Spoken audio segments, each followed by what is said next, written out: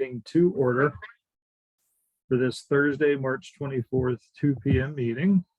And Sandy, if you would read our electronic meeting notice. I'd be happy to. This meeting of the Charlottesville Albemarle MPO is being held pursuant to the Code of Virginia, Section 2.2-3708.2, which allows a public body to hold electronic meetings in the locality in which it is located, has declared a local state of emergency, and the catastrophic nature of the emergency makes it impracticable or unsafe to assemble a quorum in a single location. And the purpose of the meeting is to provide for the discharge of its lawful purposes, duties, and responsibilities. This meeting is being held via electronic video and audio means through Zoom online meetings and is accessible to the public. There will be an opportunity for public comment during that portion of the agenda. Notice has been provided to the public through notice at the TJPDC offices, to the media, website posting, and agenda. The meeting minutes will reflect the nature of the emergency, that the meeting was held by electronic communication means, and the type of electronic communication means by which the meeting was held. And a recording of the meeting will be posted to the TJPDC website within 10 days of the meeting. All right, thank you, Sandy. Welcome, everyone.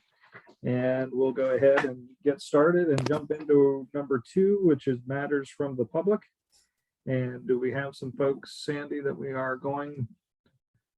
I'm still not entirely sure how to recognize or see that. Yeah, we do not have a sign up list, but if anybody from the public would like to speak, you can raise your hand and we will call on you and you'll have 3 minutes to talk. Any takers for public comment? I see Peter Krebs' hand up first, so why don't we start there? You have 3 minutes, Mr. Krebs. Thank you. I'll be quicker than 3 minutes. This is something I would have said at the end of the meeting, but I didn't see public comment at the end. Just sort of recognizing that you're at the end of a sort of enhanced community/research project around the smart scale project for the Rivanna River pedestrian bridge. I simply wanted to thank the policy board for authorizing this approach. I think that you're going to find that this application is going to be much stronger than it would have been had the discussion not happened. I think a lot of community members came out. Some of them are here. They brought their wisdom. And again, I think this fuels a better application that's going to be more successful. And it's also going to address some longstanding community problems adjacent to the project itself. As you guys look at next year's work plan for the MPO, I would consider again doing this for the next round of smart scale, perhaps for more than one project. And just thank you and thank the many members of the community and especially Sandy, who really put a lot of work into this. Thank you. Thank you, sir. There was a comment or a message that Miss Jenny Mikulski would like to speak and couldn't find the raise hand button. Very good. Hello, you have 3 minutes. Hi, my name is Jenny. I'm a fairly closely adjacent neighbor resident at 718 Franklin Street. I'm really excited about this project. I would be happy with either location, but I've been messing around with maps over the past few days, looking and taking some drives to get a better sense of the adjacencies. And I just wanted to voice my enthusiasm for considering this project in tandem with the Broadway Economic Development Plan and with I'm not really certain if this is ever something realistic in the future, but the idea that increased passenger rail service to Richmond might also pass through this area. One of the things that I think has been confusing for the public who are more accustomed to crossing over to Pantops using the Free Bridge is how deep the ravines are on the other side, and the node that this bridge would provision you towards the State Farm complex is actually really opportunistic. And I noticed this morning that it would, for example, only be a 1.5 mile walk to my house, from my house to the Kluge Room Museum, which I just thought was exciting, and I wanted to share that. Thank you. Thank you. Any other takers today for public comment? All right, seeing no additional takers, we will close matters from the public. Thank you to those who spoke, and we'll move to number 3, general administration. Sandy, looks like you are up first for a staffing update. Yeah, real briefly, I just want to mention before we get too far into the meeting that we do need to make sure we wrap up by at least 3:50 this afternoon. We have another meeting back to back, so we do have kind of a hard stop there. So as far as staffing, I just wanted to make you all aware that we have had another planner leave the PDC, who was not directly doing work with the MPO, but we have had to shift some of our staff around a little bit. So we are again hiring a regional planner. This person we anticipate would be supporting the transportation programs as we've moved staff to fill the vacancy that this other person left. So just be aware that we are very thankful to have had the positions filled that we have, but we are once again, at this point, a little bit shorter staffed than we would ideally be, but we will continue to work to make sure that we are providing the MPO with, the important services and prioritizing the work that we know is, the highest priority for you all and for our community as we work through this transition. Very good, thank you. Any questions on that item? All right, we can go ahead to the next. Yeah, so I just wanted to briefly update you all since we were waiting on Charlottesville to determine what action they were going to take regarding their in-person meetings.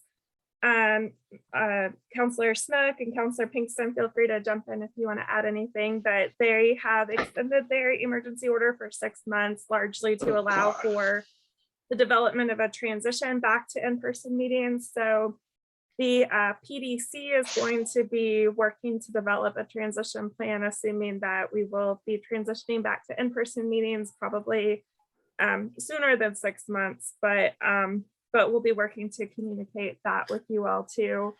And we'll provide as much notice as we can once we make that determination that these meetings will no longer be virtual. Once that 6-month emergency order expires, assuming hopefully there's not another wave of the pandemic and that it doesn't get extended any further, we will be required to meet in person at that point in compliance with the state regulations. Thank you with that. Mayor Snook or Councilor Pinkston, any additional info there? Only that, it's correct. We're trying to work out how we would return to meetings safely and have a procedure that we're starting to implement.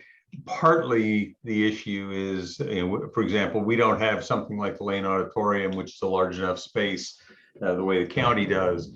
All of our spaces are smaller, and it's going to take a little bit of finagling to figure out how we're going to make some of these things work. But I've been meeting with the city manager already to develop some safety plans, and I'm hopeful that at least for our, what I'll call the larger, the more important boards and commissions, that we'll be back to either fully in person or at least some kind of hybrid model within the next month or two. Very good, thank you. All right, any additional questions here? Okay, then the next item, we do have an agenda. Are there any changes that need to be made to our agenda today? All right, seeing none, I would need a motion to approve the agenda. So move. A second. Whichever. We got motions and seconds. Very good. All right, Sandy, if you could call the vote, please. Supervisor Mallett, Yes. Councilor Pinkston, Yes. Mayor Snook, Yes. Mr. Nelson, Yes. and Supervisor Galloway. Yes, thank you. The motion is approved. And the next item, we have the January 26, 22 meeting minutes that need to be approved. Any changes to those minutes? It appears to me as though what's in the packet is a very incomplete version. There are a lot of blanks. There are a lot of things that aren't filled in. I'm wondering if the version that's in the packet is the version that you all intended to submit. We can check on that. If you would like to table the vote, we can look at that and confirm that this was the correct version, but I think we. I mean, for example, paragraph 9, VDOT project pipeline, parens, minute. Chuck Proctor presented the committee, parens, listen. Okay. The We one can- that is on the website that I'm following is more complete. Okay, the one that is in wanted the to check, yeah. materials that came with the announcement to the meeting, the one that I just Okay. clicked on to get here Mhm. has all those Okay. blanks. Very good. So why don't we, since there is a question for proper review, let's put that on the next agenda for approval. So, and we'll make sure the complete set is posted and in the agenda pack. Thank you. Very good. All right, that will bring us to number 4, the fiscal year 22 Unified Planning Work Program Amendment. Sandy? Yeah, so the first thing I want to do is just, because we have 2 Unified Planning Work Program agendas, I want to go ahead and just at a very high level review the process of developing the work programs, and then we'll talk about what we're asking for you all to do as far as the FY22 work program, and talk about the draft FY23 work program. So some of you have been through this multiple times, I know, but for those of you who are a little bit less familiar, the MPO gets funding through 2 different sources. The first is the Federal Highway Administration, and the second is the Federal Transit Administration. And 80% of our funding comes from these federal sources that requires a 20% match. So in the state of Virginia, the state matches 10% of the additional revenue that is, or the additional funding that is required to fund the MPO programs, and then we provide a 10% local match. So that's the main sources. Don't forget to have your mask over your nose and mouth during boarding. Lucinda, could you help mute Even while you're sleeping. Thank you. folks that, Wherever- thank you. So in order for us to be able to receive this funding, one of the requirements is that we develop a unified planning work program each year that identifies the activities and initiatives that we're going to be undertaking, and communicates to our federal and state funders what it is that the MPO is going to be doing, and then that work program gets sent to them. They review it and approve it to make sure it's consistent with the overall goals of the programs. And then we are authorized to go ahead and move forward with that. So for FY22, our annual work program was just under $321,000. And that's money that comes directly through the MPO. So you'll see when we talk about the FY23 work program, there's going to be an additional line item that shows state, I think it says state SPR resources, that's state planning and research. A line item that says state planning and research. And that funding amount does not go through our MPO budget that the PDC administers. That is an additional resource that VDOT programs for VDOT staff to support the MPO. The FY23 budget allocations have not been provided to date, so far. So when we start talking about the draft for FY23, we're using the allocations from FY22 because we do not have the FY23 budget allocations yet. So just be aware that between what we present to you today as far as the draft and what will come when you get the final version of the FY23 work program, there's going to be some adjustments once we have the most up-to-date budget amounts, but for purposes of presenting a draft to you, we assumed that we were going to have level funding compared to this current FY22 year. So what's a little bit unique is that what we're going to be talking about now is the programming of some of our rollover funds from one fiscal year to the next one. Traditionally, our MPO has been able to spend its annual program allocations within the year that we have received it. So we haven't really gotten into rolling over funds into a different fiscal year. But because of some of our staffing shortages, we've been really unable to utilize all of the resources to do programming. And so we're going to talk a little bit today about what we are asking as far as being able to roll over funds from this fiscal year into next fiscal year that we're not going to be able to utilize this fiscal year.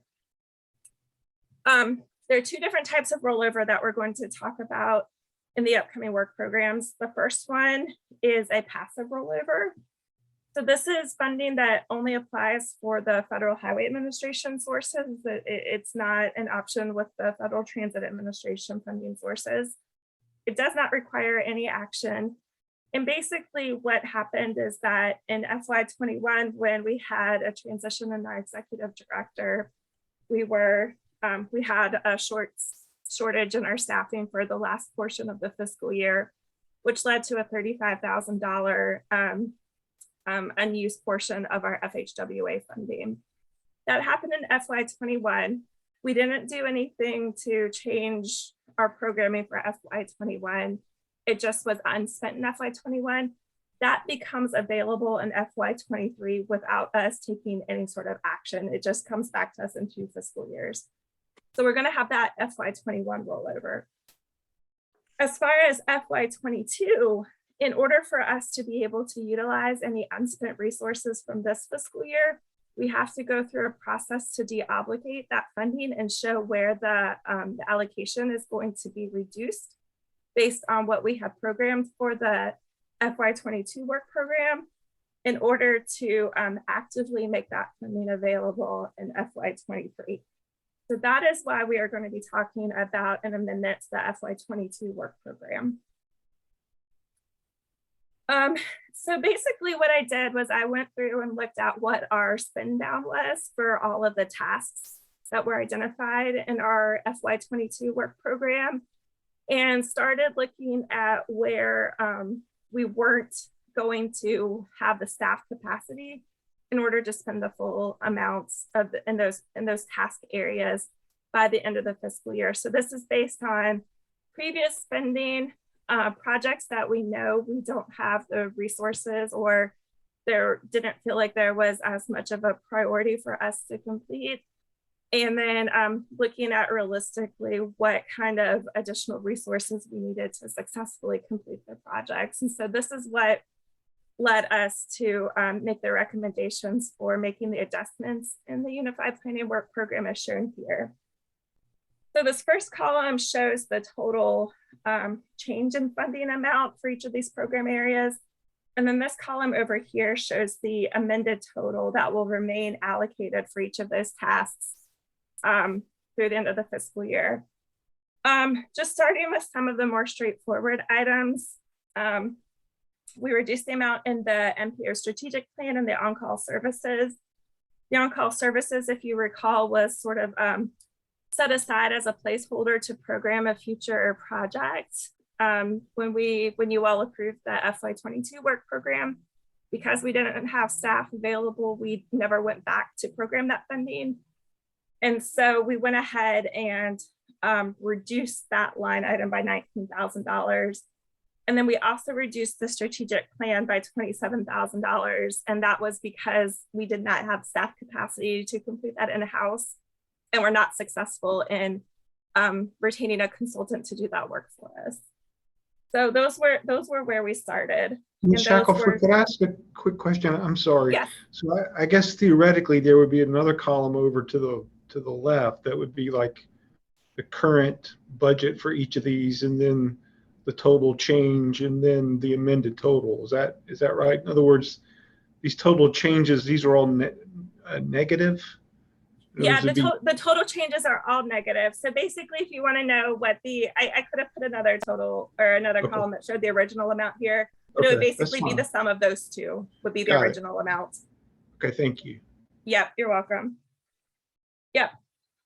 So yeah, so you can see the bulk of the reduction came from the long range transportation plan line item, which was the strategic plan and the on-call services. And then for the short range transportation plan, the bulk of the reduction here is due to smart scale, and that's just because again, we put as much staff capacity as we could to supporting this public engagement process that you all had identified for smart scale. We were down some staff, and then there was one project that was identified as needing significant engagement when we were expecting to, so we didn't need quite as much resources as we had anticipated. So we were able to reduce that line item a little bit. And then we also reduced the Citizens Transportation Advisory Committee and Public Outreach line item. Again, focusing our public engagement around sort of the smart scale and the other projects that were in process versus doing anything more generally as far as supporting public outreach for the MPO. So those were the places where we were able to reduce that budget a little bit. That made sense. And then for the administration budget, this is mostly just a reduction due to a lack of staff that was available to participate in committee meetings or other information sharing types of activities. So you should have received a draft of the revisions to the FY22 Unified Planning Work Program, as well as a resolution that you all could adopt to support the changes. But what we're asking for is for action from you all regarding the proposed amendments to the FY22 in order for us to allocate some of this rollover funding into our FY23 work program that we won't be able to spend down in FY22. So any other questions? Yes, I do have a question. Supervisor Malik. Thank you. So this all seems very straightforward, but so are there any categories that we are subject to lose the money?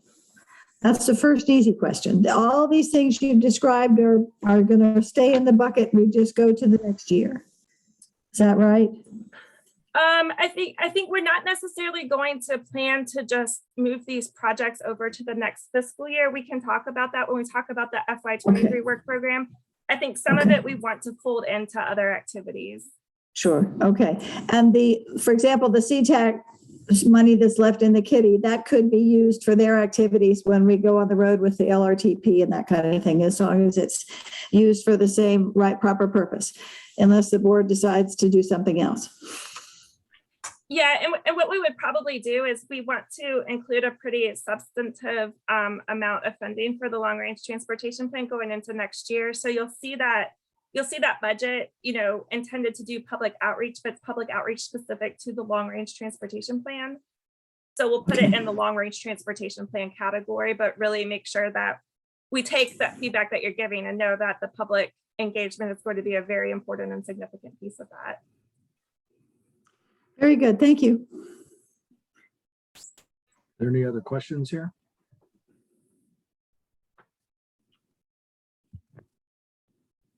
And we are asked, there is a resolution that was included in the packet. So we're looking to, let me find the title of that resolution. Or if somebody has it in front of them, is ready for the motion. Okay. I move that we approve the amendments to the fiscal year 22 UPWP, or I guess I better say it, Unified Planning Work Program from the MPO Technical Advisory Committee, and its requested approval amendments to the UPWP from the MPO Policy Board in order to program those funds into the fiscal year 23 United Planning Work Program. I hope that was the right one. Is there a second? I'll second it. All right, Sandy, you want to call the vote, please? Yes. Sorry, I should have been prepared for that. Supervisor Malik, Yes. Counselor Pinkston, Yes. Mayor Snook, Yes. Mr. Nelson, Yes. and Supervisor Galloway. Yes. Thank you. Sandy, I think now that the vote's taken, I think the comment I would make, and I know Christine's probably on the call as well, but when I hear so much about don't have the staffing, we had a staffing update that we lost another staff person.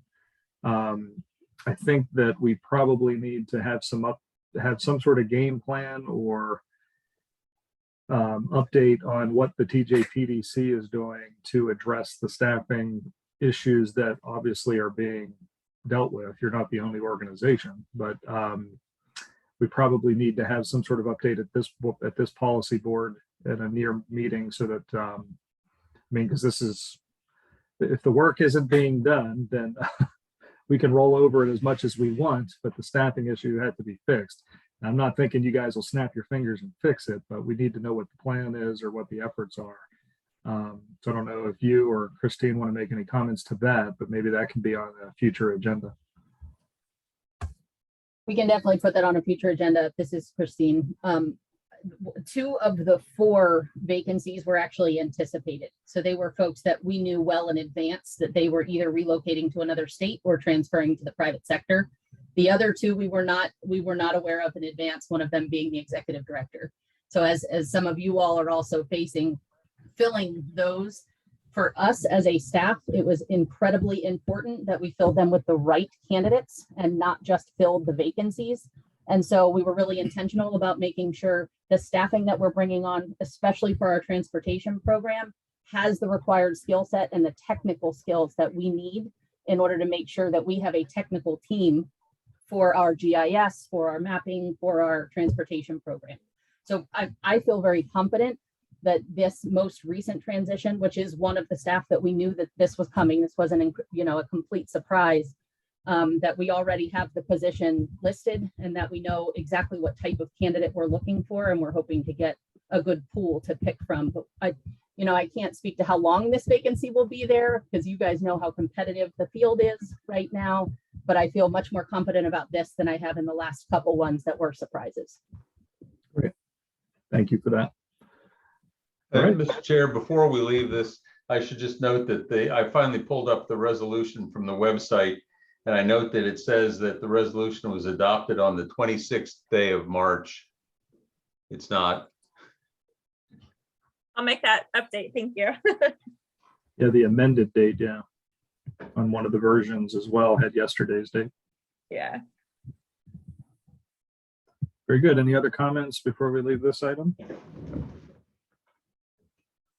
All right, so then we will go to we got Ryan is taking the next one, draft of the fiscal year 23 unified planning work program. Is that right? Am I handing it to Ryan, Sandy, or are you? I'm going to get started and then I'm going to hand it over to Ryan. Thank you. Yep, sure thing. So I'll go ahead and share my screen again.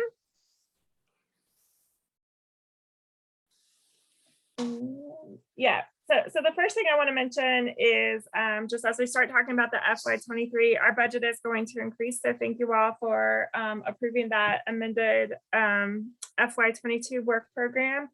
You'll see that this shows the rollover from FY21 and FY22 for the PL is really, I know it's a little bit confusing, but this refers to that FHWA sources. So you'll see that we have, in addition to what the base annual program is, we have this almost $105,000. And then for the FTA active rollover portion, we'll have about an additional $26,000. Again, the FY23 funding will be updated once we have the allocations for both the FHWA and PL funding amounts. So you can see that our budget goes from about $320,000 in the previous fiscal year to about $450,000 once we use that rollover. So again, we want to be really intentional about making sure that we are, identifying how that can really be utilized to improve the work of the program. And as we start the long range transportation plan, we think there are some really good opportunities to use that to really to really enhance the long-range transportation planning process for this cycle, and also support a new set of staff that that will be working on this long-range transportation plan update. And before I turn it over to Ryan, there's one other point that I want to emphasize that we included in the draft UPWP that might speak to your concern, Supervisor Galloway, a little bit. And that's that in this on-call services, we put a line item here that's not just intended for us to pick up sort of unplanned or, requests and, unprogrammed requests for technical assistance from localities or a program or something like this. But we want to actually develop an on-call consultant program so that if we do run into this situation where we don't have the staffing support, we have a service in place where we can have a relationship with consultants to, have them help us continue to move forward on some of these initiatives. And so we do want to make sure that we have, that we're looking to fulfill both our staffing obligations, but also make sure that we have the resources to, be able to continue to move the work forward. That's really important to the area. So Ryan, I'll go ahead and turn it over to you for you to go through the rest of the draft budget that we've developed for FY23. Sure, thank you, Sandy. Some priority tasks that the MPO will undertake in FY23 include the submission of the applications for Smart Scale. There may be some adjustments made to the MPO boundary based off the 2020 census. So staff will need funds to take a look at that. The update of the 2050 long-range, the update of the 2045, which would be the 2050 long-range transportation plan.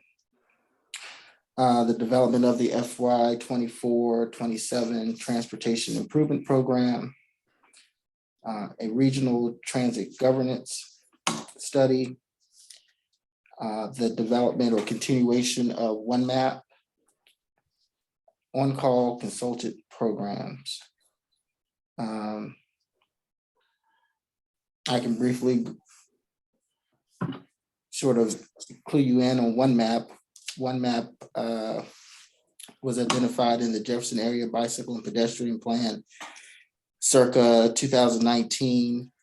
The purpose of one map is to come up with a shared naming system of bicycle and pedestrian infrastructure and agreed upon definitions.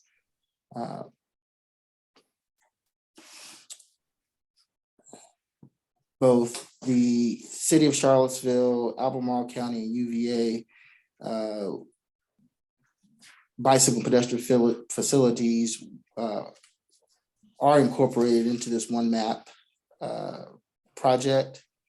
And the goal is to either have it be used by the public as a tool or by planning staff.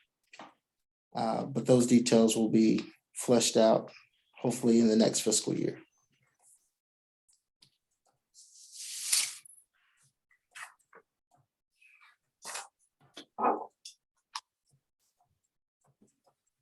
And with that, I'll take any questions.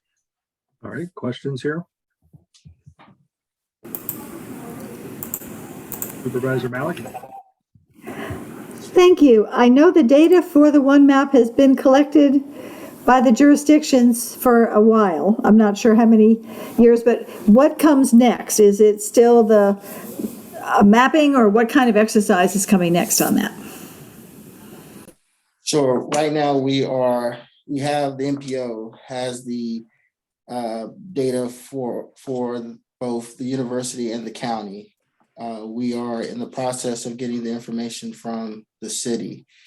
I think we are going to update the GIS files that need to be updated, and what comes next will be whether or not one map will be used as a public tool, or whether or not it will be a tool used by planning staff, and how that one map project will be updated on a regular basis.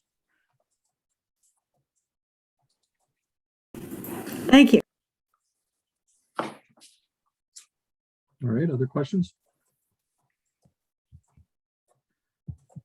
And Sandy, just remind me, the on-call services, this was from a couple years ago where there were a couple of suggested projects. We didn't really land on one of them or two of them, and so let's keep it open for what, if something comes up or something else is needed. Am I thinking of the right pocket of money where this originated?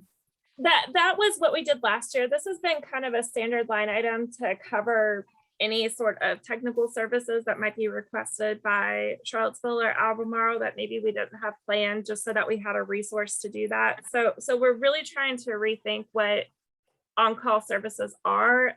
We can do the same thing that we did last year, which is as we move through the work program, if we end up not needing this line item for any of that kind of work, we could look at if there's something else we want to move this funding over to this. But especially given that we've had some of these challenges with turnover, which is pretty common with planning staff right now, we also thought that it would be valuable to actually develop an on-call program similar to what some of our other regional bodies are doing, so that we could put some resources into pre-procuring consultants, so that if we get into a situation where we don't have the staff capacity to keep projects moving, we have another opportunity to get that work completed through an alternative resource. Yeah, thank you for that. Other questions? Can I ask a question? It's a little off topic, but it relates to something that came up as a council meeting a couple nights ago when we were appointing new members to the Ctac. And somebody asked, what exactly does the Ctac do? And I had to say, well, I can read what's on the piece of paper here, but I don't know exactly what we expect a member of Ctac to do in terms of frequency of meetings, in terms of general topics of what they're going to be discussing, in terms of how the topics get discussed. Could you give me about a 2-minute explanation of Ctac? Sure. I think it's been through a couple of different iterations. So one of the things that we are trying to do with the Ctac committee right now is to engage them to help us inform any process that involves public engagement or public support, to help us understand from a citizen level perspective what the priorities are and how to get the feedback that we would like from the public, or that is appropriate from the public, through these processes. As we go into the long range transportation plan, this is actually the most straightforward opportunity for the Ctac to have a really meaningful role to help us really identify and hear from the community itself as to what the transportation priorities are, what the concerns might be, help us vet processes to know whether they are going to be effective or meaningful to the more general public as they engage in transportation planning. But it's really to help us understand sort of a citizen perspective on how transportation plans are completed, and get better feedback for what's important to the community. So it is advisory to TJPDC. Well, to you all as the policy The board. MPO. Okay. Yeah. All right. Thank you. Yep, Supervisor Malik. I will just jump in to be a cheerleader for Seatac as a long years member back in the 2000s, through all the 2 long range plans and the lots and lots of local engagement was carried out by a group of probably 15 or so folks. We met every month for 8 years and traveled all over the place and took the dog and pony show all over the place, because that's the way you did things back then. And I was joking with staff earlier today to say, I hope after the pandemic, we will learn that there were some things we did better then than we have been recently. And so we hope to re-engage those going to where the people are type activities. And I think that the Citizens Technical Advisory or Transportation Advisory Committee, formerly known as CHART, would be a great asset for that. Thank you. Very good. Any additional questions? Councilor Pinkston did, we clarified in the chat if you haven't seen that, but for those listening, Ctac does stand for Citizen Transportation Advisory Committee. Christine. One thing I would like to add, and thank you Supervisor Malik for adding that, is I think that is the direction we would like to continue to move Ctac. I think we have coincidentally had a very technical group of people on our Ctac, but I want to make sure that we are clear that it's not a citizens technical committee. It's intended to be a citizens advisory committee. And we want to make sure to keep very clear the distinction between our MPO tech and our Ctac so that we are not getting two different types of technical feedback. So I just wanted to add that clarification. Yep. Supervisor Malik. You're muted. Okay, there we go. To try to get that broad base of citizen, we had Mr. Burton, who drove a cab, and somebody else who has a truck company, and the university architect, Pete, was on our group for years. I mean, it was incredible. So I really appreciated the people from the neighborhoods and everything who were able to commit to doing this work. And you're right, it was not done with a slide rule. This was done with a gut reaction about how things were going to work. And every time I drive in that slip lane between 29 and Barracks Road, I think of Mr. Burton because he was apoplectic saying that was a bad thing to do. So anyway, it's just a great memory from 20 years ago. All right. Any other questions here? So Sandy, this is a draft here today, and then we'll do additional work on this moving forward. Yeah, mostly we just wanted to make sure we were heading in the right direction. If y'all all have any feedback or, things that you want us to be aware of as we prepare the final draft, but otherwise this will come back to you all in May for hopefully a final adoption. Thank you very much. Okay, Sandy, now to the next one. All right.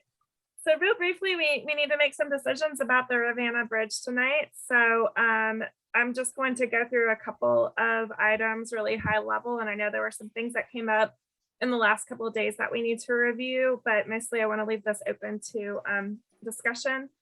We had the kind of the in-depth work session earlier this month, but I did want to come back and make sure that I corrected my statement about the ADA accessibility concerns at East Market Street.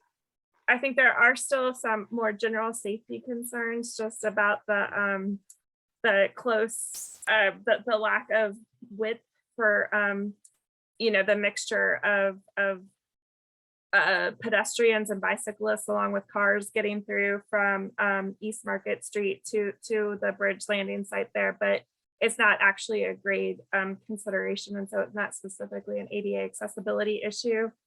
There is still to be aware that there is still a need to amend the path of the shared use path on the east side of Pantops at the alignment at East Market Street, but that will be required to comply with ADA accessibility concerns. And then there are some steep grades coming from the sidewalk network or the transportation network into Chesapeake Street, accessing the park. So I think probably based on that, the ADA accessibility considerations are probably pretty equivalent at those two sites.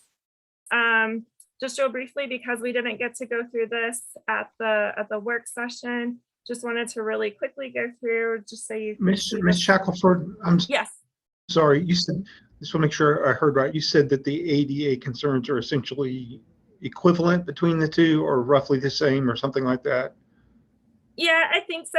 There's nothing, they're both going to have to meet the ADA accessibility requirements. I think they're not necessarily the same challenge at both of them, but both of them have a challenge associated with ADA accessibility.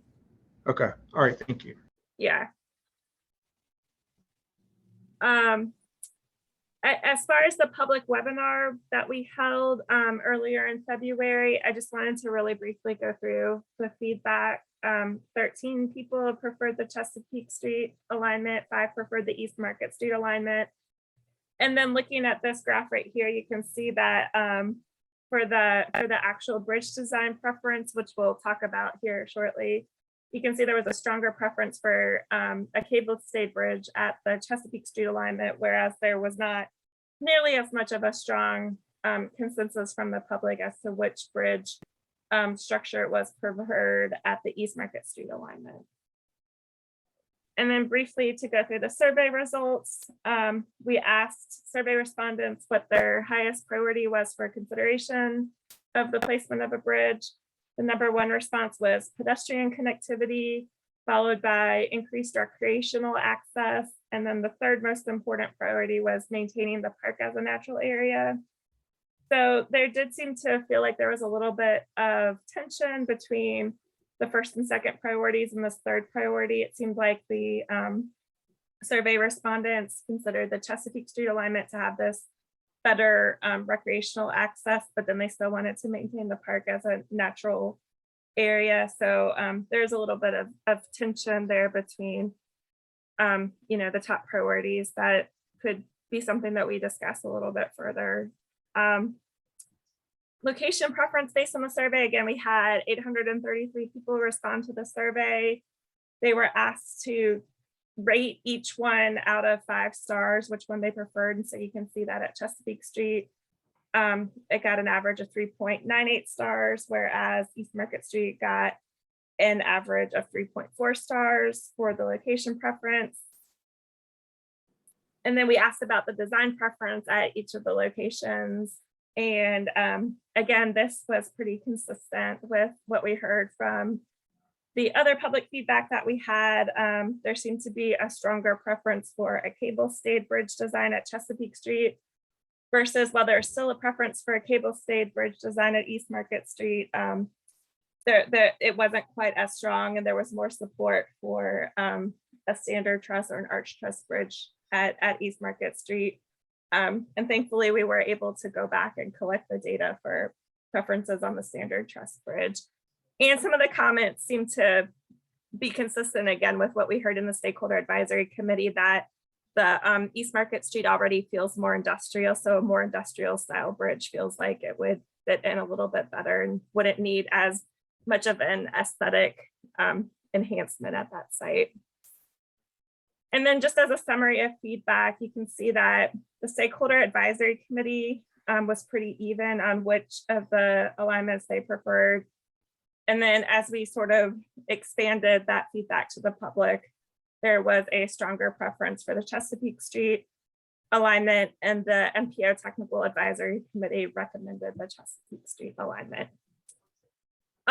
Within the last couple of days, I know some of you have already had some conversations about this. There are a couple of other considerations that I want to mention as part of the discussion tonight. First of all, there was a concern raised about the impacts to historic resources, specifically at the East Market Street site, since there are some remnants of historic structures there.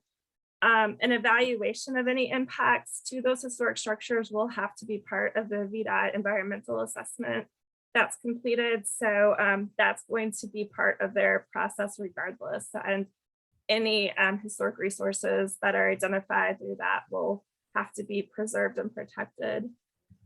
And I'll let the VDOT folks talk a little bit more about these other items, but really briefly, there could be a need for environmental mitigation at either of these locations, especially as we get more information about some of the studies that are being completed on flood activity and floodplains in those areas. So it seems like the risks are higher at the East Market Street site, but also if a mitigation is needed from what has been developed as part of the concept, the mitigation opportunity at the East Market Street site is also a little bit more straightforward. So there's a higher risk that, go ahead. I'm sorry to interrupt. Environmental mitigation, that has to do with the floodway? Correct. And we won't know exactly what that is until after the hydraulic studies are completed. So there's a higher risk that there will have to be some sort of mitigation, but it's also a more straightforward mitigation at the East Market Street site than it would be at the Chesapeake site if some adjustment needed to be made. Probably the the most significant consideration is really regarding the type of bridge structure that could feasibly be built. We found out, and I'll let Mr. Nelson talk about this briefly, but there are some concerns with the ongoing maintenance of a cable stayed bridge design. And so that's probably something that you all would like to know more information about before you make a decision. So I'll go ahead and turn that over to Mr. Nelson at this time. Thanks, Sandy. So I think during the last meeting, I kind of brought up this question about maintenance, and I guess it's kind of in my background. So I started to think about it. I think as a whole lot of conversations when we're talking about projects like this early on, the ongoing cost for maintenance is not really brought up. So I went and gathered some information from our bridge section, and they did confirm that cable stayed bridges do require a little bit more maintenance than an regular arch style or truss style bridge. But the one thing that came out was that a cable stayed bridge would be considered a complex structure. In 2019, there was legislation passed, the Roberto Norris bill and Special Structures Fund, which classified certain types of structures in Virginia as special structures. Our tunnels, the Verona-Enon Bridge, our movable bridges, they're all considered special structures, which require a little bit more detailed maintenance and funding in order to make sure those assets are maintained over the life of their lifetime. So when we're looking at new projects, we generally don't try to promote or support projects that would provide an increased cost for maintenance when it's not really necessary. So from our stance, if this structure, a cable stay bridge, were to be proposed, approved, the department would not like to bear the cost of that additional maintenance for those structures. So if a cable stay bridge is an option that people want, we would look for the locality or the city to come up with some type of agreement to maintain such structure.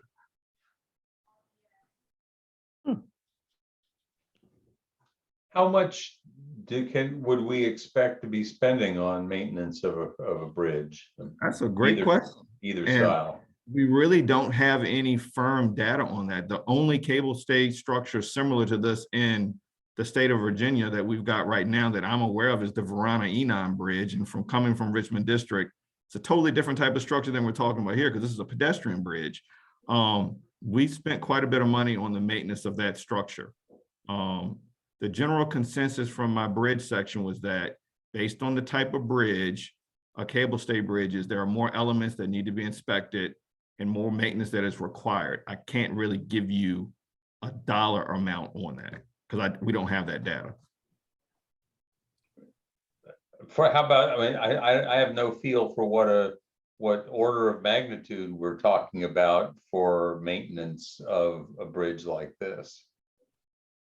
Is this a $10,000 a year expense? Is this a $100,000 a year expense? Well, I mean, you would think that as time goes on and the structure gets older, you're going to be spending more money on it to keep that serviceable. An inspection over a body of water is not an easy thing to do and pay for in itself. Supervisor, yep, thank you.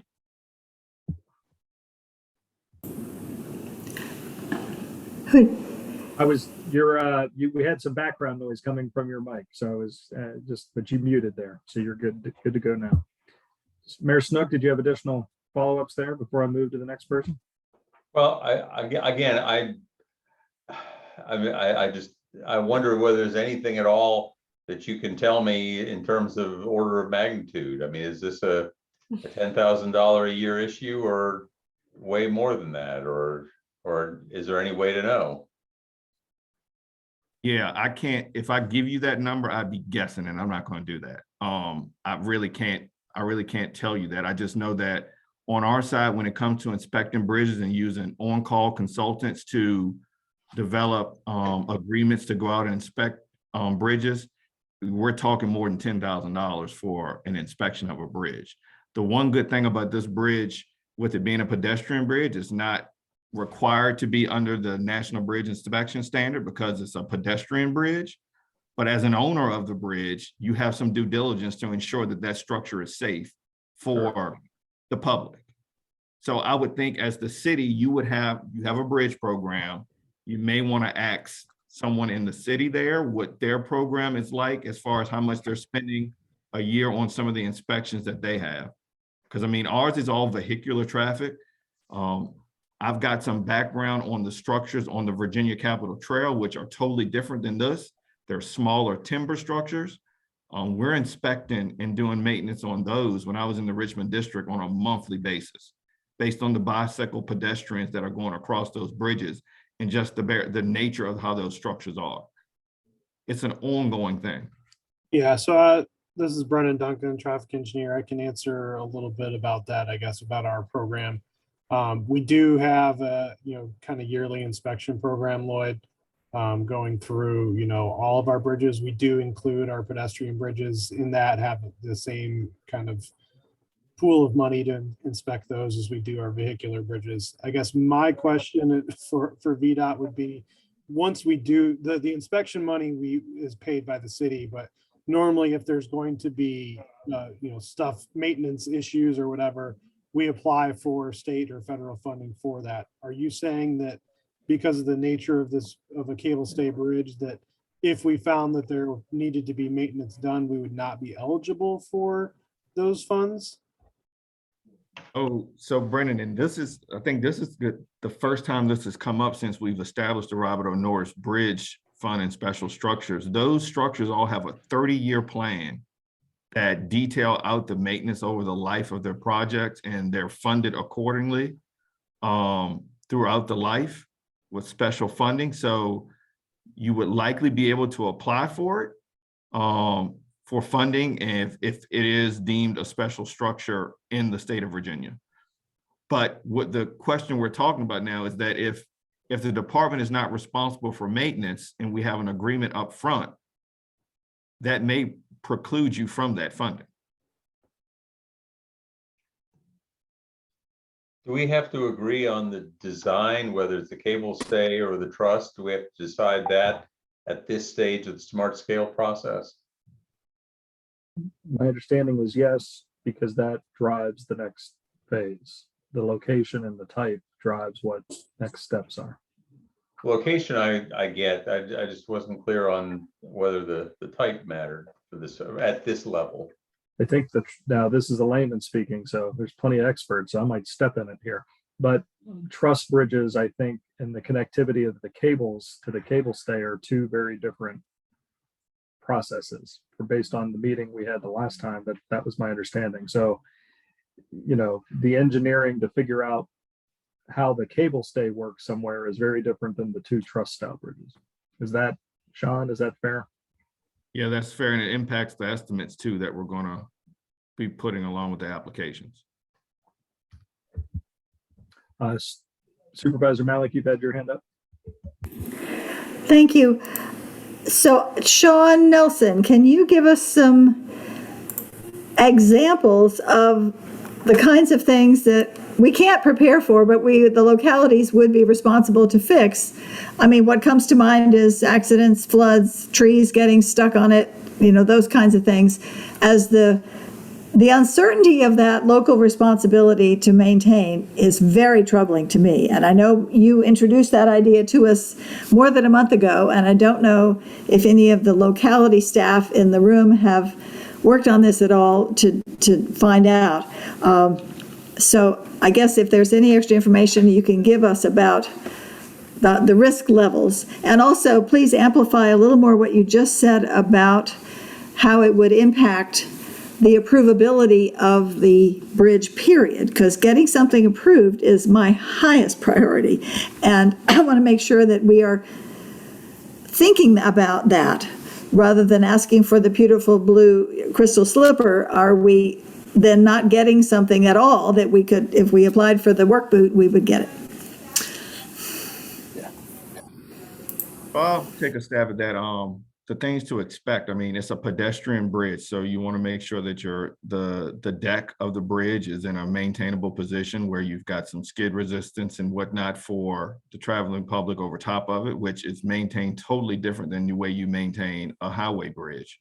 There are certain aspects of the bridge, the superstructure, the substructure that would need to be reviewed. You'd have to have some type of commitment there to ensure that if something were to happen, if there was spalling over time, you'd have crews go out and replace that. So, I mean, there's a multitude of things that come with the ownership of a bridge. It's just like your house. You just can't live in your house and allow it to become dilapidated. You have to continue to do routine maintenance and preventative maintenance on your house in order for it to function well. It's the same thing with bridges. But it being a pedestrian bridge, it adds a little bit of complication to it because a pedestrian user is very different than a roadway user, in what I've found over the past. And the second part, as far as the design goes and impacts with getting funding, I think it could go either way with the cable stay or the truss bridge.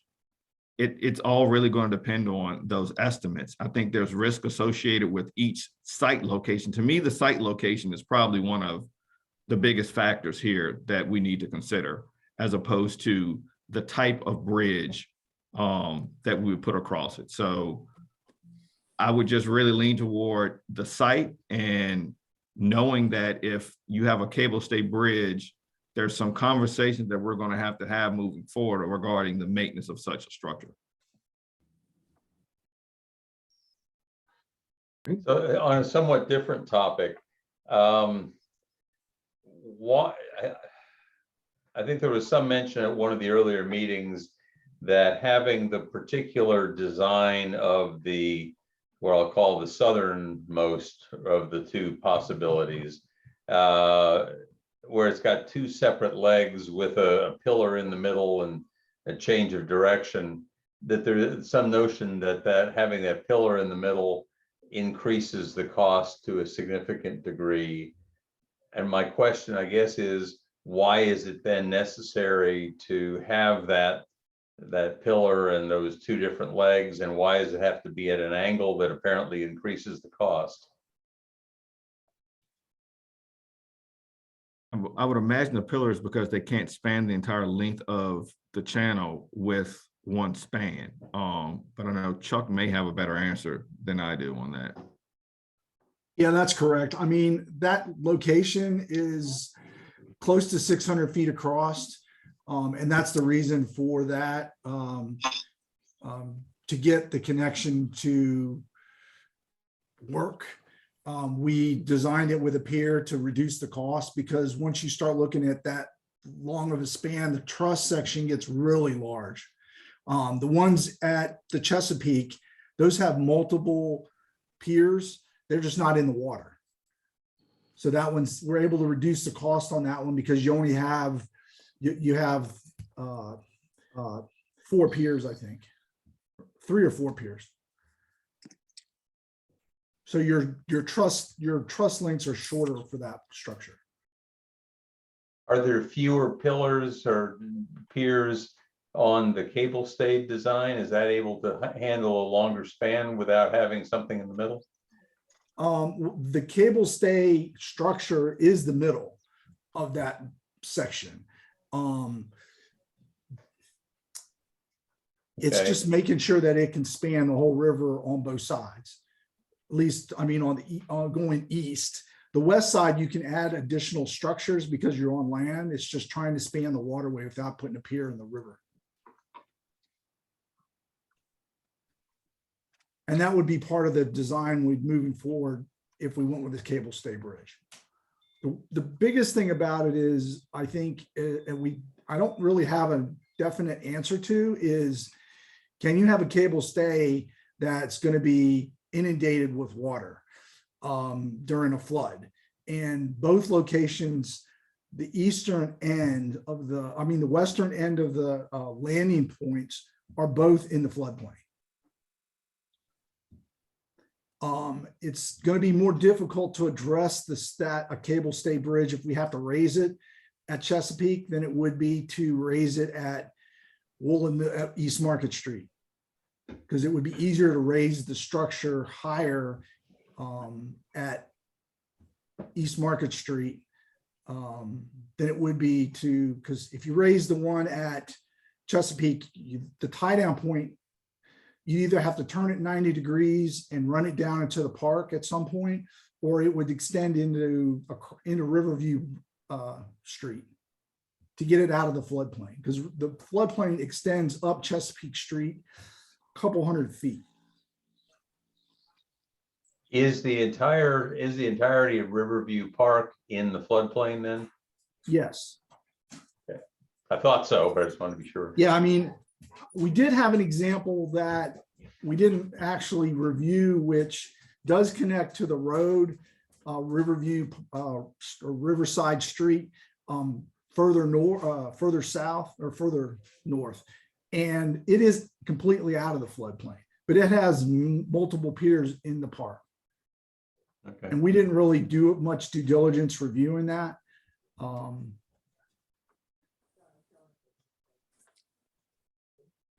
So Council, I could ask a couple of questions. So to Supervisor Malik's point, which I really like, I really want to pick a good work boot as opposed to necessarily having the perfect glass slipper. To me, I really want to see a bridge there, a pedestrian bridge, bicycle pedestrian bridge.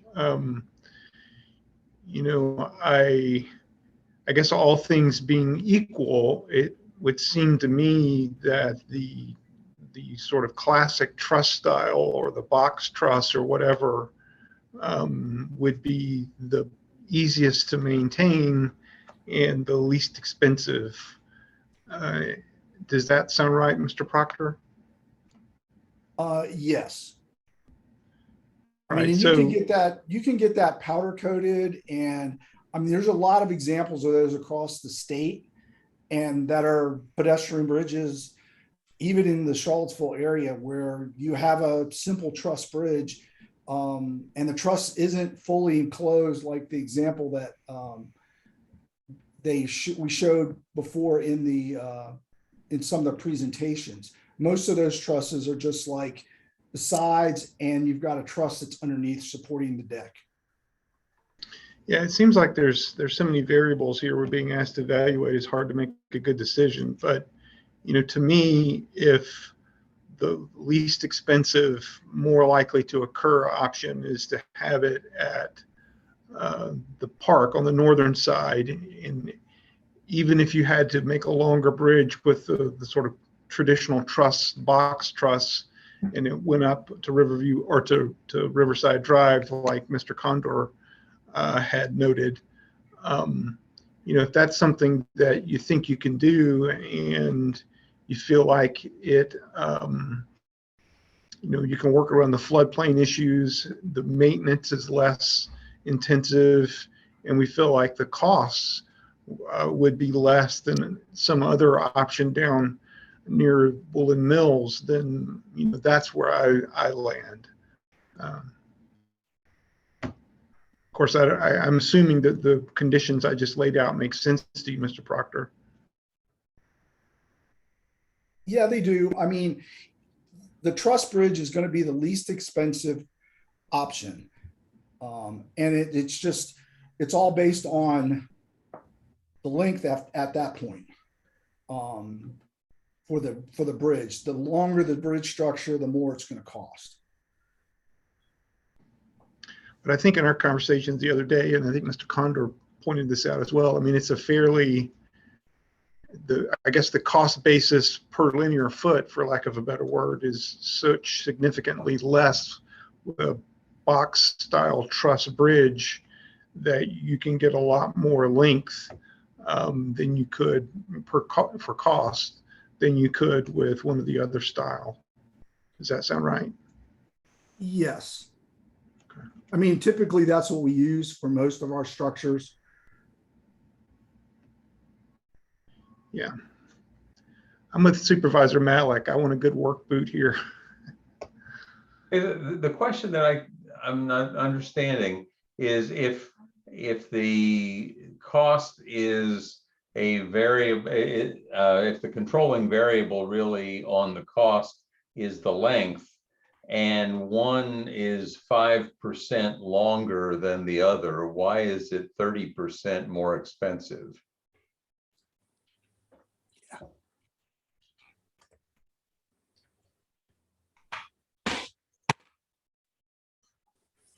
I'd have to look at the cost. I don't recall off the top of my head why there's such a difference in cost. I know that the center pier is more expensive for the Woolen Mills site because you've got to access the river and build the pier in the middle of the river.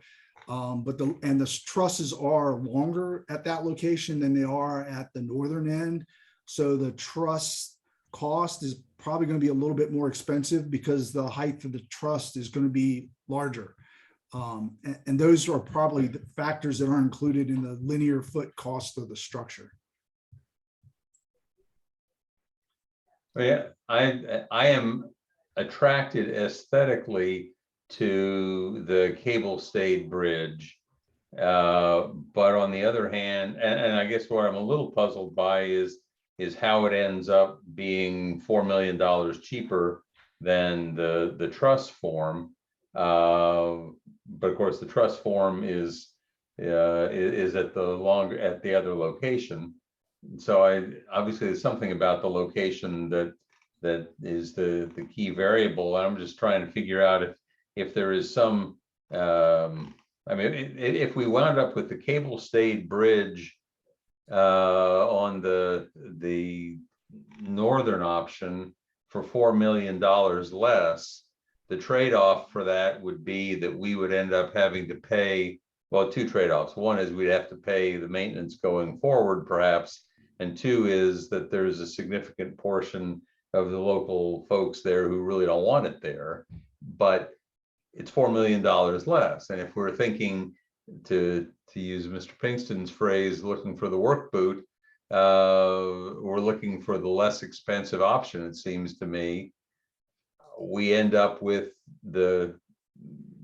what I think is a more aesthetically pleasing one. It just happens to be in a place I'd rather it wasn't. I don't know. I'm very much torn in this respect. But I think, Chuck, you made, or it was in the presentation, the bullet point that you put up, Sandy, is that I guess the Woolen Mills location, there is more opportunities to mitigate at that location than it is at the other location. So that's the kind of thing that I keep thinking about. The risk may be higher, but the mitigation opportunities are a little bit more easier for us to wrap our heads around to put an estimate, planning level estimate on. And by mitigation opportunities, you're basically saying the possible ways to get it out of the actual flood zone, flood level. Yep. Supervisor Malik, you've had your hand up. Thank you. Mr. Nelson, could you explain a little more about the processes that happen after today? Because I think that will help us to know, because all of us, I think, are getting wrapped around things that maybe we shouldn't get wrapped around right now because we don't even have the possibility of those answers.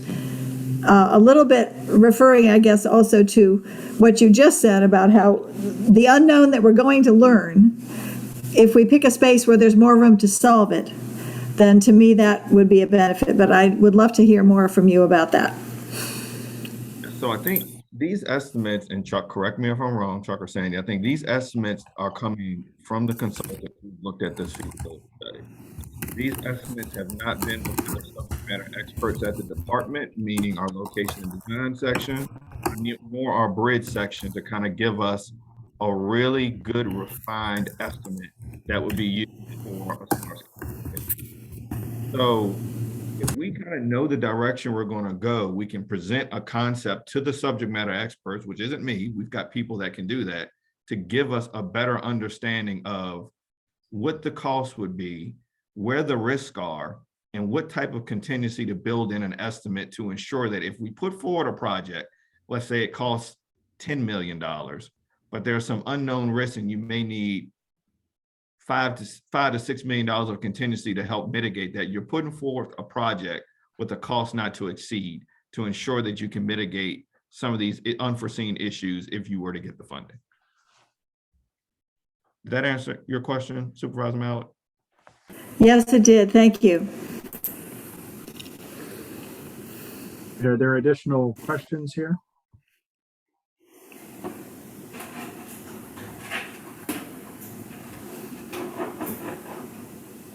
All right, do folks want to start? Ms. Councilor Pinkston suggested a preference. Do others want to start suggesting what their preferences are? We have to make a decision on this today. Supervisor Mallett. I will start us off. Option 2 is my preference. That is the Woolen Mills easternmost on the water, southern option. Historically, that location has been considered since the early 2000s. I think it's been considered by the local residents as well as the community at large.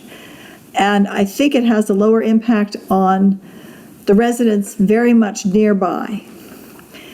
As a person with new knee and difficulty doing hills on my bicycle anymore, I would find the Broadway connection to be much easier to handle than one having to do the steep hills at Chesapeake. So I think it would be a little more welcoming to people of my physical ability to be able to either walk it or bike it. There are things in the Broadway corridor which the county has been planning and working on for several years, including more sidewalk connections and improvement of the connector road, which would also benefit users of the bridge and yet not be part of our bridge project. And having stood next to those old railroad bridges on many visits to the area, I am not offended, although I would love some airy, beautiful, artistic bridge. I am not offended by the more utilitarian truss bridge in that location because I think it is sort of appropriate to the history and the area. So that's where I would throw in my 2 cents at the moment. Thank you. All right, does somebody else wish to go second? I'm happy to voice some thoughts on it. And trying to consider the location, you know, part of it, it seems like the northern piece or the Riverside location, you know, if we were just to put in a trail that's to enjoy the park and the walking and the trail of it, I think that's a worthy endeavor. I think making that connection is worth it in and of itself. It seems to me that the connection at the East Market Street provides an additional value or return on the investment in that it's connecting two activity centers from Pantops over to what's being planned in that Broadway corridor, to include transit connections and such coming from that area to downtown. So, you know, part of me was like, well, is this just about, you know, the trail activity and the aesthetics or the appreciation of the trail activity, or can it be that plus an economic development type of project?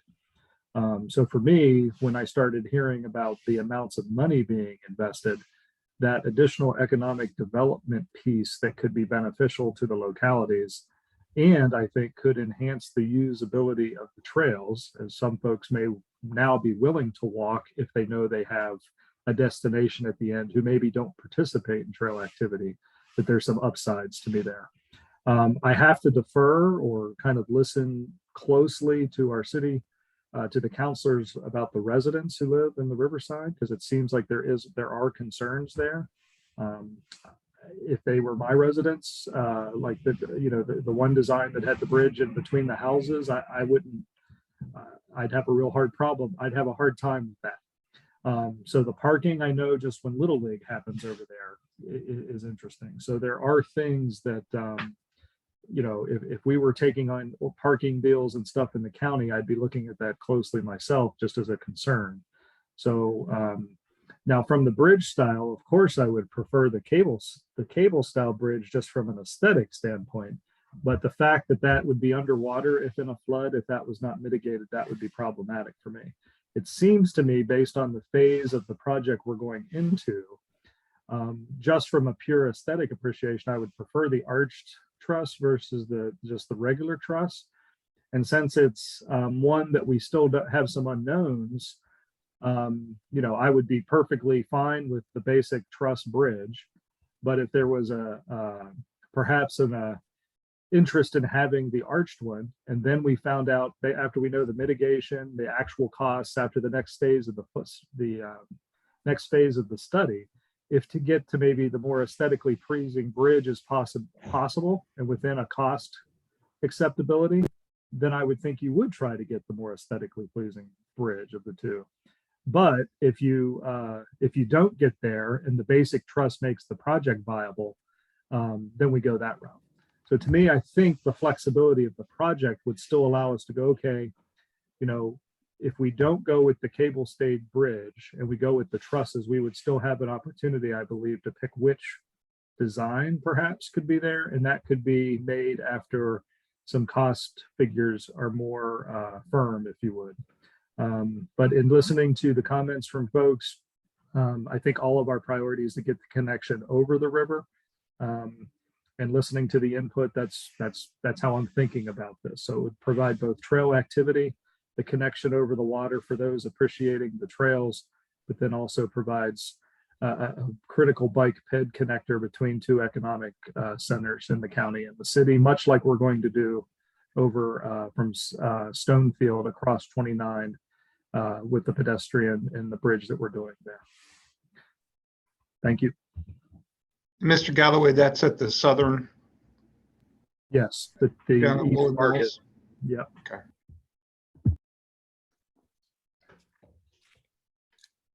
Well, I guess I'll go next. Just to build a little bit on what I was saying earlier. My first concern is simply the location of Market Street as opposed to Chesapeake. The big concern, I guess, you know, when I talked to the neighbors, I met with them down there one Saturday, and it was kind of a chilly Saturday, but even so, it was the park was really kind of jumping, and there wasn't any room for any more people to park. One of the tensions we've got here is, it seems to me, that the neighbors conceive of that park, or would like to conceive of that park, as almost a more natural kind of experience, rather than a developed park. You know, you'll notice there are no basketball courts there. There are no, the one built amenity is the playground. And so the notion of putting the bridge in there and thereby increasing both car traffic and foot traffic and bike traffic and everything else through that area that the neighbors would rather think of as more natural is a bit jarring to them. I also think that there is something to be said for having a diversity of park experiences in Charlottesville. There are plenty of parks you can go to that have the basketball courts and the more built up kind of experience, but I don't know of any other park really that offers much, certainly no other park that offers river frontage and a chance to see a great blue heron. But you've also, I think it's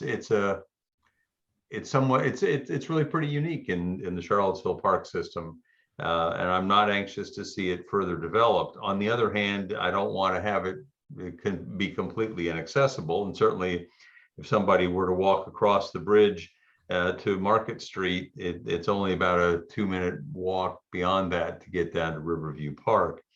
The fact that there is more flexibility to be able to mitigate as yet unknown harms from flooding is important to me. And the fact, if we're just looking at designs, the fact that the city would not be on the hook for the maintenance, or the city and the county together wouldn't be on the hook for maintenance, is important. Finally, if we're looking for ways to justify the bridge, whether it's an $11 million price tag or a $15 million price tag, I have sort of a gut feeling that whoever is evaluating these things might think of it more favorably if we could, with a straight face, argue this economic development piece. I don't know, but that just seems to me to be something that in somebody's scoring system that might give a little bit of an extra bump.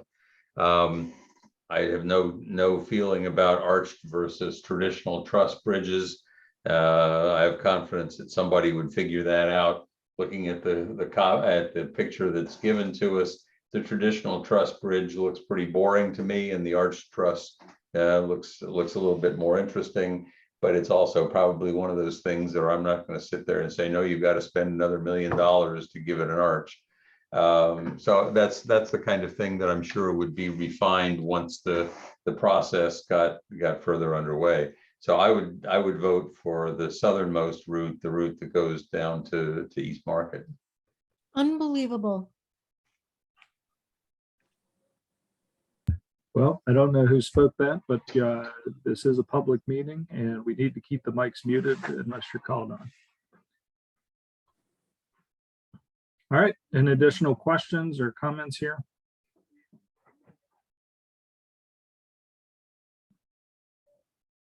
So Sandy, should at this point, we've got, I don't know if there's any further discussion that's needed, or we can move to a motion.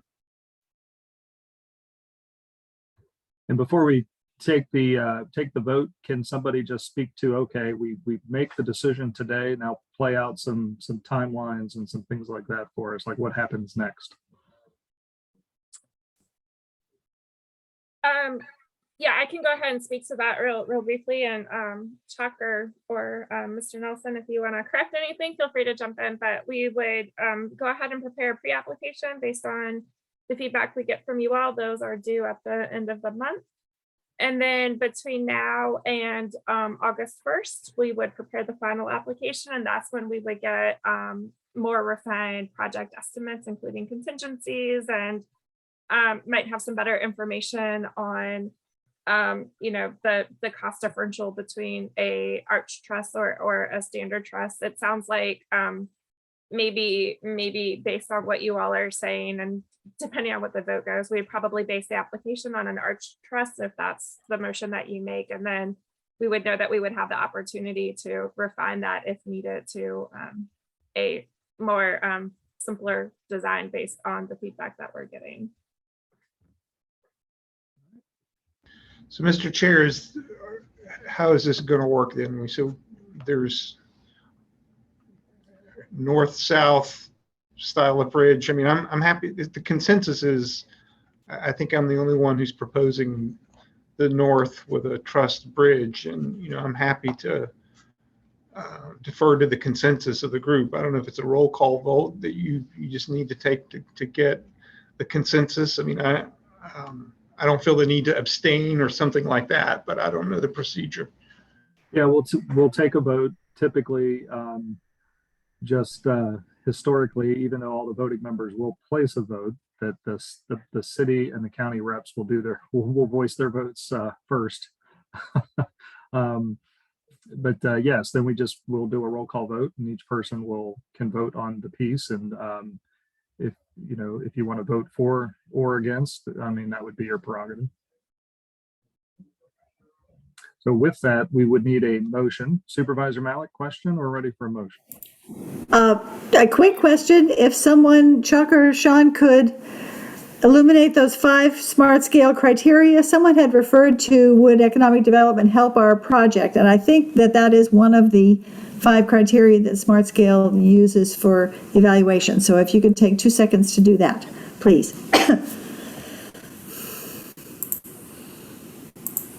Yeah, I can take a crack at that. There's actually 6 factor areas. Economic development is one of them. Land use is one, and that looks at population and employment in the area around the project.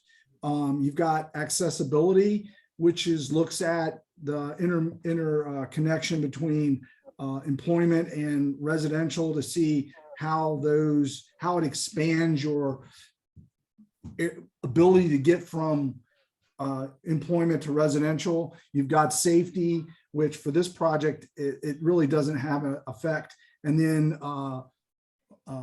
environmental, which looks at your your cultural resources, and it also looks at your CO2 offsets. So it's got two parts, but those will both be looked at and considered as part of the evaluation process. And the last would be congestion.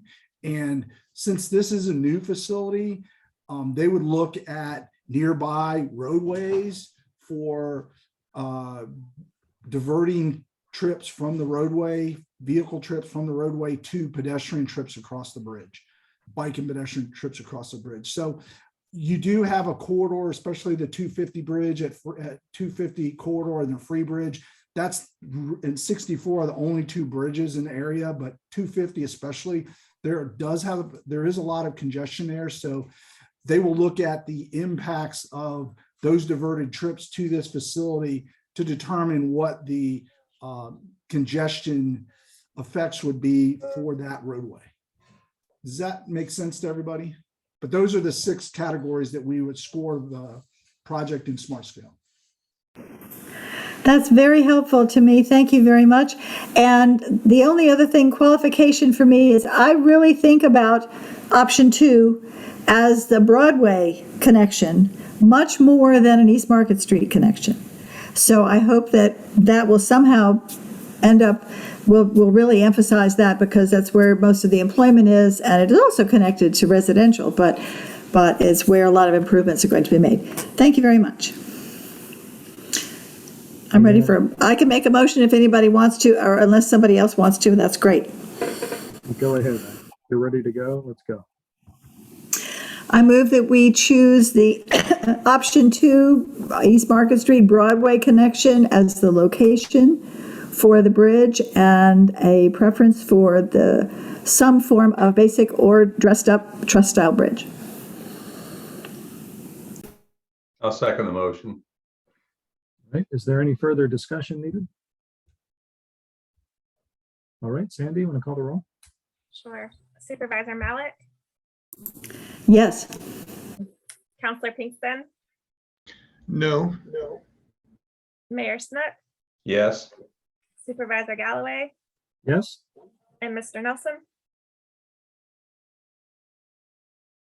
Mute. Yes.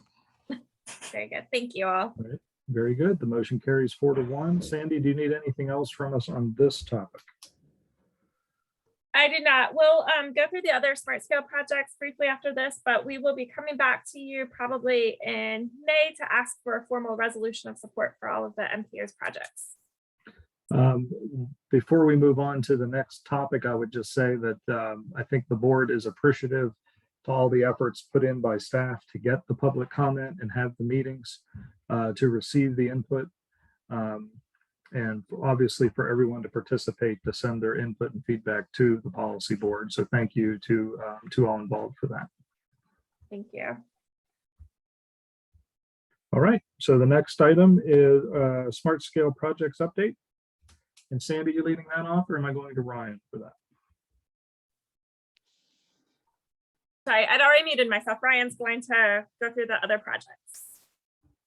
Sure. So there are 3 other MPO projects that the MPO will be applying for with Smart Scale. What you see on your screen now are 3 projects that both the City of Charlottesville, the MPO, and the county are pursuing on 5th Street Extended. The city section the city section project is from Cherry Avenue to Harris Road. The MPO project is from Harris Road to about the city limits, roughly. And the county portion is from Stagecoach Road to Ambrose Commons. Thank you, Sandy. The next slide. For the MPO project, this is again from Harris Road to about the city limits.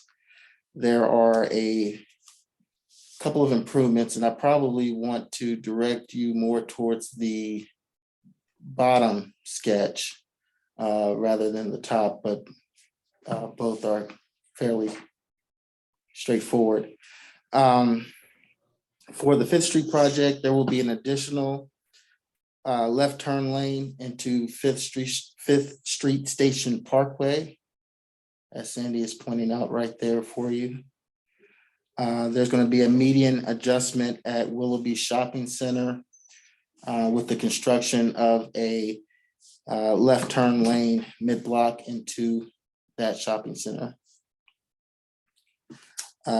There's a loon that is being proposed down by, I can't remember where that crossover is, but there's a loon construction there just below the southern entrance into the shopping center. I think it's just off that screen, off my screen. There will be a shared use path from Harris Street to the city limit to about the Holiday Inn. It's an 8-foot wide shared use path with a 4-foot buffer. It's about 20 from my back of the envelope estimate. It's about 2,400 linear feet of shared use path. And I believe there is an additional right-hand turn lane on 5th Street going into 5th Street Station Parkway.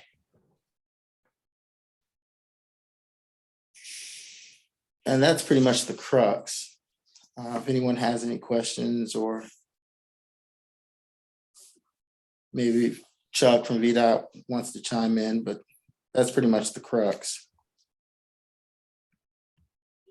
Right, any Yeah, questions? I will point Go out ahead. one comment. The northbound left turn lane that goes into Willoughby right now will be closed, and that's the one that's going to be relocated to the northern entrance to Willoughby Shopping Center, as shown in this drawing. You can see it. The other one is greened out at the bottom from what's shown in the upper illustration.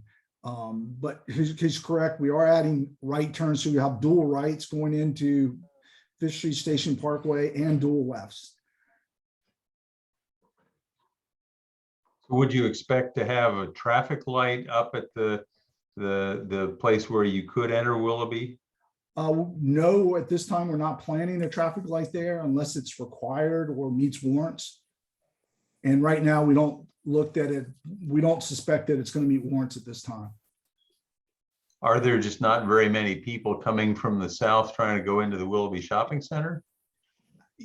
There's not a large number, but there are some, because there's not, I mean, basically would be people mostly south of 64 that would be going into the shopping center. Right. And there's just not a lot of volume making that maneuver. And there's a lot of other ways you can get there too. You can go up to Harris Street and turn left and then come down a parallel road that goes into the shopping center off Harris, Yeah. Harris Road.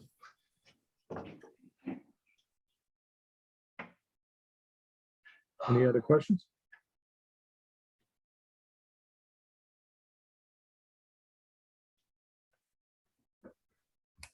Okay. Thank you, Sandy. The next project is Avon Street Multimodal. It's from Druid Avenue to approximately the 5th Street Station Parkway. Again, my back of the envelope estimate. This project will add an additional 3,700 linear feet of new sidewalk on the west side of Avon Street and approximately 4,700 linear feet of bicycle lanes. So sidewalks and bicycle lanes are proposed for this project. Travel lanes, there will be 2 11-foot travel lanes and road widening on the west side of Avon Street. And there's some possible changes to on-street parking potentially.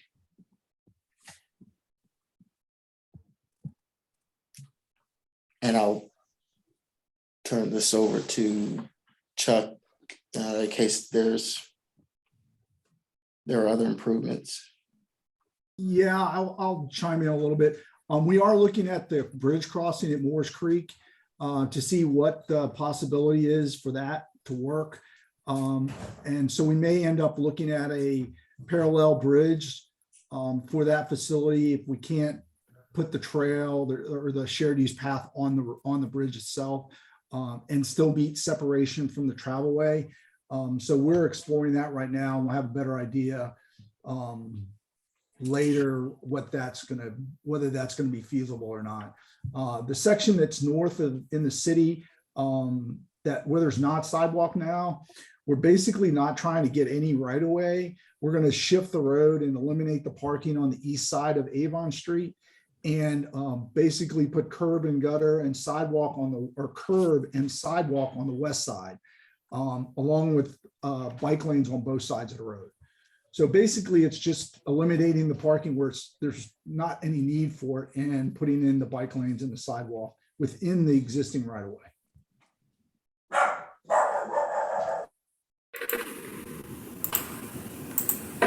Supervisor Malik? Chuck, please clarify what you just said. The parking which is being removed north of the creek, not the parking right in front of the houses, but further south, where it's next to the grassy area, I guess? Basically, we're going to look at the parking, and we might include some additional parking for these four townhouses that are four townhouse units that are here, because that is really the only place that's where we're having parking concerns. The rest of it, there's no parking there, they have driveways, or they have parking in the rear. So we're not really taking away any parking that they already have, other than parking on Avon Street. Okay, I seem to remember always seeing cars parked in front of those houses, and I was just concerned about those folks. Thank you. All right, additional questions? All right. Is that the last one, Ryan, or is there? Yeah, there's one more, Supervisor Galway. Thank you, Sandy. District Avenue Roundabout at the intersection of Hydraulic Road and Cedar Hill Road. Currently, there are sidewalks on Hydraulic Road leading into District Avenue.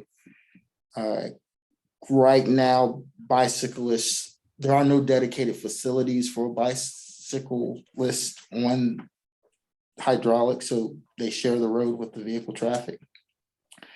According to VDOT's average daily traffic count data, about 15,000 vehicles travel through the section. So the project is a proposed roundabout, and there will be a pork chop at Cedar Hill Road, as Sandy's pointing out. So it basically restricts or controls the access on and off of that roundabout and at Cedar Hill Road. And I would defer to Mr. Proctor. Yeah, we're reviewing this concept right now. I actually just got a revised initial sketch from the consultant that's doing the new design. The only really changes, it shifts a little bit because there is some development that's proposed on that north west quadrant at Stonefield. So we're going to have to work around that concept to fit the roundabout in. The diameter of the roundabout is a little smaller in the proposed concept we're considering. And the only question that we need to really resolve is with the city on the entrance to Cedar Hill Road, is that what they want, or do they would like it connected to the roundabout? I just want to make sure, because once we can incorporate that into design if that's what they want. Otherwise, we can make it a right in, right out. It's just, we want to get that flushed out before the final application is submitted in August. But like I said, we're working on the details of the sketch right now.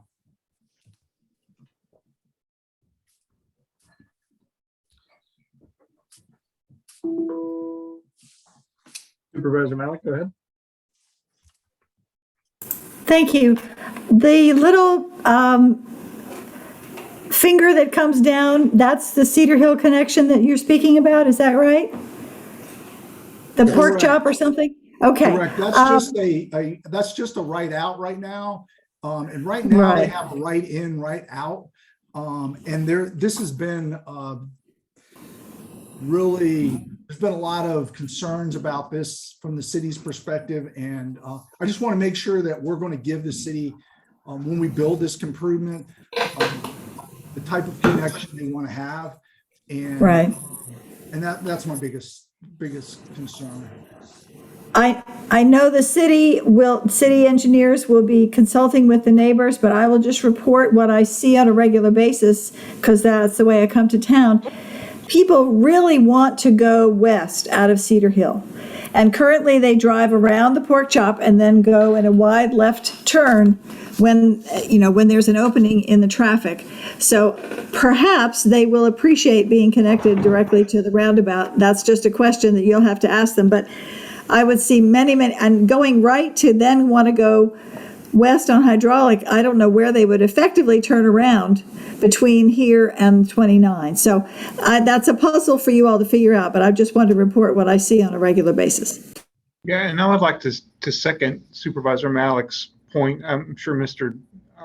Duncan will weigh in as we get closer to the final design, but I think that being able to go west there, both east and west, would be very important to be able to do coming out of the meadows. So I hope that that's what the city takes into account, would be my hope. Thanks.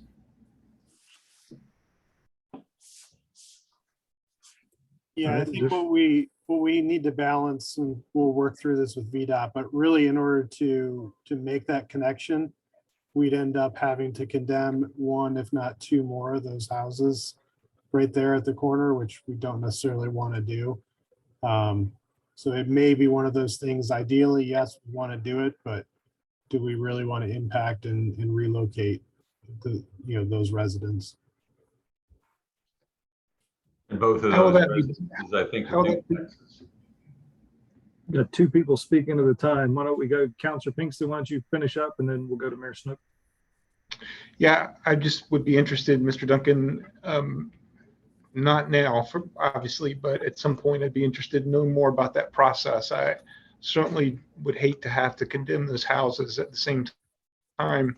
Being able to go east and west out of there would make that whole junction a lot more useful. So, Mayor Snook.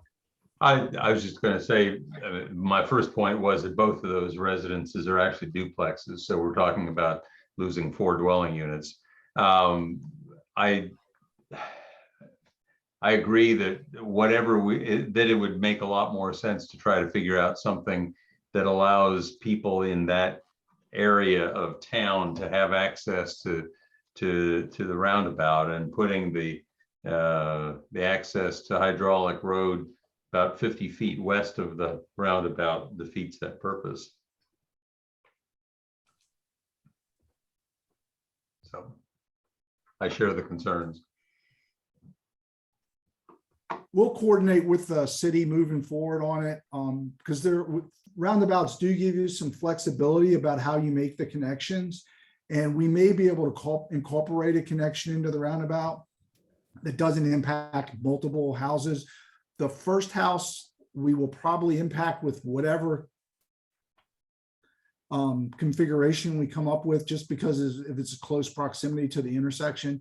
But the one with the brown roof, we can probably avoid that one. And we may be able to avoid the first one. It's just, once we get into the refinement and, because we'll see what we can do. But we'll work with the city staff on making sure that we're making the connection viable for them. That would be good. Thank you. All right, board, we did have earlier today, we noted a 3:50 stop time because of additional meetings starting at 4 o'clock. Sandy has confirmed that the last item can be tabled until the next meeting. Sandy, that's correct. And this current item that Ryan gave, this was just an update, getting some initial feedback, but that's all that was expected for that item today. Okay. All right, very good. And there were no items added to the agenda. So number 8, the staff updates on the TIP amendment. We will need to table that just in the interest of time so that staff can move on to the next meeting. But we were able to get through everything but one. So thank you, board, for moving through that today. And Sandy, are there anything else that we just need to mention or call out before adjourning? Yep. We'll come back to you next month with our next meeting with some official requests for resolutions, but that's it. All right. Thank you again, Take everyone. care. We will, without Thank you all. objection, we will adjourn, and the next meeting will be May 25th, 2022. Thank you, everyone. Thank you all. Thanks, everybody. Stay well.